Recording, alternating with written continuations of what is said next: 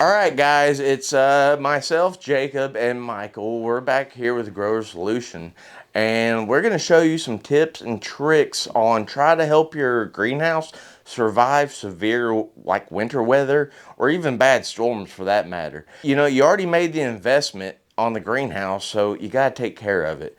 And a lot of people forget about it in the winter months, especially whenever you're not growing.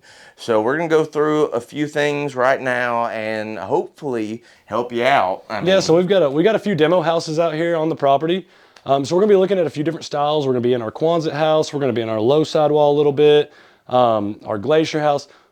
We just want to show you multiple different, styles of our greenhouse and ways to take care of it. We want to talk about, removing the snow and keeping that off of there, and other things you can do to reinforce your greenhouse, and and a few other just small ins and outs that you may have at your house. Common sense. I mean, if you think about it, it's really common sense. Just getting the weight off the greenhouse.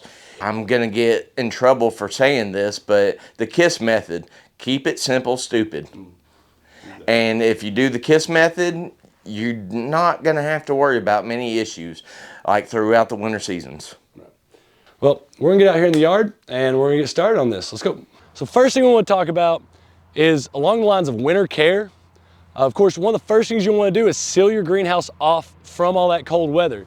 So if you've got our roll-up side kit, whether you've got the crank handle that we've recently released or if you've got the original manual handle, either way, you're going to end up with your wiggle wire track between your hip board here on this low side and your foot board. What you want to do is you want to cut your piece of wire. I've got one a little bit long here just so I can show it. You're going to take a piece of wiggle wire, go right into that track, and you want to bring it right up here, roughly about 4 inches underneath your hip board. We don't want to pull too tight because we might risk tearing some of the film on some of the base here. So if you come up here about 3-4 inches just shy of your hip board and help seal that off, that's going to help protect your greenhouse as far as keeping your heat inside when the sun is up. Any old spring day where a high wind, thunderstorm is going to blow through, sealing off your end wall can help protect from any shear winds getting underneath and lifting the greenhouse. Keeping in mind that we're basically dealing with a sailcloth here. So we're of the opinion here at Grower Solution that if the wind gets underneath, and we've seen it happen a few times, it can take the ground stakes out of the ground and lift your whole greenhouse over. So we want to seal that off. We've all heard stories of the pressure differentials during really bad storms, breaking people's windows in their house. And so there may be a chance that your film is torn, but we'd rather have torn film than a structure on its head. Okay, so we've just discussed, not only the importance of sealing off your greenhouse, for the severe winds, but also, retaining what heat you do have in the wintertime there.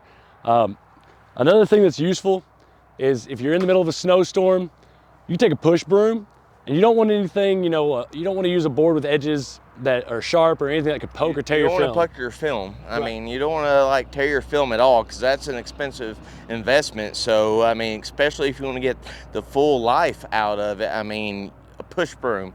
I know it might sound weird, but it's the best thing you can use just to push snow off top of your house, especially if it's getting up to, say, 2, 3, 4 inches.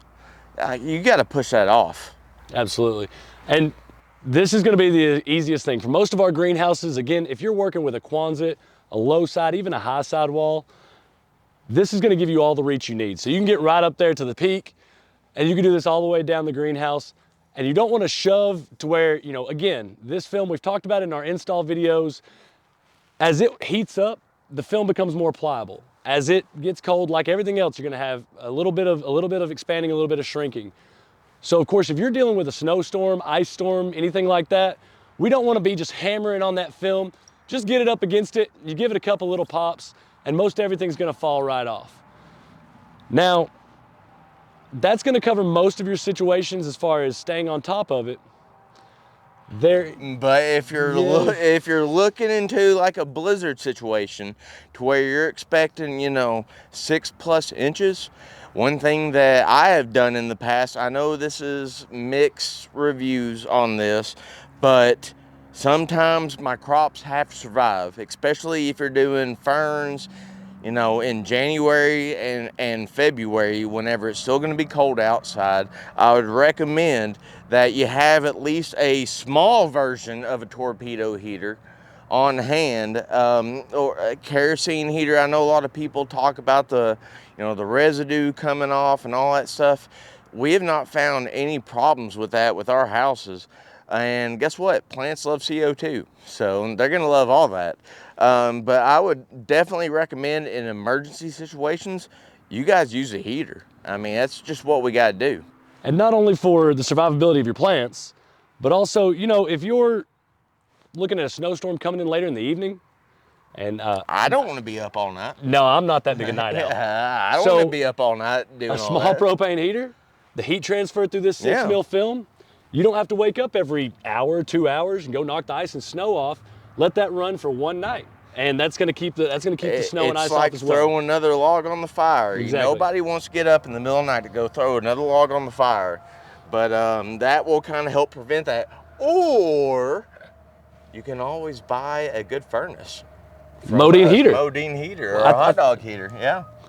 So if you're expecting a large storm and you don't have a heat source or anything to, like, you know, a kerosene heater or propane heater, anything like that, and you need to prop up your house, 4 inches of snow on a house, you might as well have a tractor trailer load of weight on you.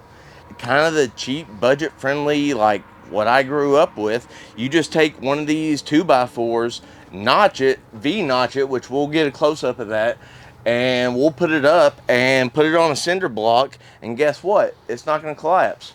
So, I mean, it actually does help. Well, the other aspect to this as well is you don't have to do this on every single bow. If you put one of these braces about every third bow. So if you say your end wall is supported by the vertical tubing, if you know, especially if you purchase one of our end wall kits, you got 1.25" steel tubing, it's gonna support your end walls. Come on in to the third or even the fourth bow. So every 12 foot, you'd be good. And support your greenhouse this way. Your roll-up sides needing to be sealed off with the wiggle wire. Again, with the high wind storms, cold weather, we wanna keep the wind out, we want to keep the cold out, we want to keep as much heat as possible in the house.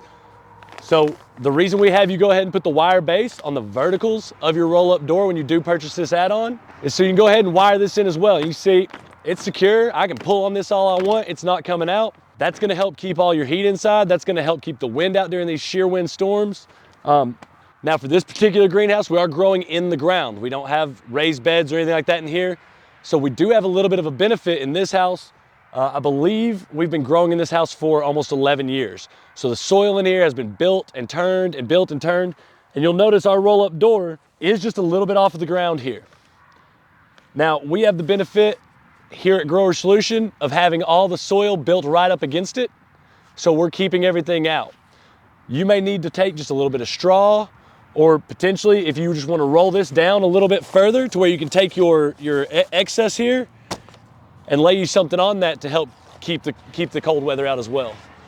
So again, you know, we've got the benefit of the soil being built up a little bit in here. You can turn your flap down and get a little bit of excess off of that and maybe put a 2x4 or even just a couple of blocks or small bricks here and there where you need it. Another thing about it is all of the heat we're trying to retain, heat rises. So what we're gonna be worried less about losing heat through this as we are about the heat transfer. You know, the transfer of energy, cold to hot. So as far as just heat blowing out of your greenhouse through a little 2-inch gap, that's not really our concern here. If we're gonna seal that off, it's simply to help slow down that transfer. You know, guys, we're mainly focusing on greenhouses here, but one other little tip, you know, while we're talking about winter care, we've got our irrigation system here. You want to make sure that you fully drain your irrigation system. Just like when a hard freeze down here in the southeast, the old saying is leave your faucets dripping. Well, you don't want to leave your irrigation dripping all the time. So let's make sure that we fully bleed and air out our ventilation systems. You know, one more thing to talk about, you know, when we're talking about collecting ice and snow, if you got the shade cloth from Grower Solution here, one thing you've noticed during a rainstorm is how water will kind of collect into that woven material. Well, the same way during an ice storm, it's gonna be like a sleet before it's gonna be ice. And this will retain a lot of moisture. And that's gonna let it turn to ice a lot quicker and a lot more dense. And so one thing, you know, even with a broom on the inside, pushing around, we're not gonna get that loose from that woven material. It's gonna reinforce the ice and make it stronger, harder to remove, and add that much more weight. We've not had but maybe 3 frosts down here in the southeast in Cookeville. So we've not taken this one off yet, but it's on our list of things to get done because the first snow that comes through, this is our Glacier Series house. It's made to shed ice and snow. Having this shade cloth on here during the wintertime is going to completely negate the design of this house. Hey guys, we've already talked about, you know, draining our irrigation lines, making sure we've got those bled out.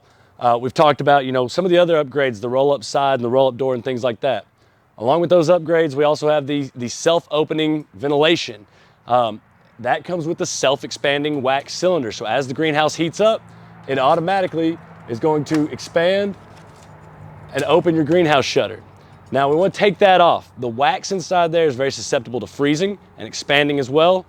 So if you do not take this off during a severe freeze, that will ruin that entire cylinder. That will not allow this to do its job, do what it's designed to do and expand and contract. So once it's frozen, you're gonna have to replace that wax cylinder. That can get a little bit expensive if you're doing that year after year after year. It's really easy. You've got a little cotter pin here. You'll pop that out. You'll unthread it through the collar here the same way as you did when you installed it. You're just gonna do the reverse and take your wax cylinder out. If you are gonna take that out through the winter months, as you should, keep in mind that these shutters come with this cable. It's gonna be here for just the case of you not having the cylinder. Now again, your ventilation is probably gonna be much higher in your greenhouse than here. This is for display purposes, but you have a loop on here. You can add length to this cable. And let's say you've gotten yourself, you know, taken this off and there's a December day that decided to be 70 degrees instead of 30. All you'd have to do is go ahead and draw down on that cable. It's gonna go ahead and open your ventilation as intended, and you can tie it off down low somewhere out of your way. All right, guys, so one of the biggest issues that we've had, especially whenever we're dealing with, you know, school tours and a lot of elementary kids, unfortunately, a lot of kids carry pocket knives that I wouldn't have thought of, but they will go through, and I've had houses that I just cut through that plastic, and how am I going to replace that? Because that's just going to grow and it's going to fray and it's going to be a nightmare later. So here in just a moment, I'm going to show you exactly how to replace it. As you can see, there's a pretty good slit right there, but with our poly repair tape, all you have to do is, it's clean on the outside, put that tape on really good, and then we're gonna go back inside and do the exact same thing. That way it's double layer, and it's actually gonna be a lot stronger than what it was before, believe it or not. And this stuff will last for, golly, It's as long as the film. yeah, it's longer than the film. So now, once we tape the outside of it, we're gonna go into the interior and do the exact same thing, and you get a double layer of poly right there. And this will last the life of the plastic. I mean, it does great. We've used it for years. I have no complaints over it. So if you get any tears or holes or rips or anything in your poly, don't freak out about it. You'll still be fine. You know, this costs maybe 40 bucks a roll. I'm just spitballing here, but right there, and you've got your poly that you spent hundreds of dollars on, and it's all perfectly fine.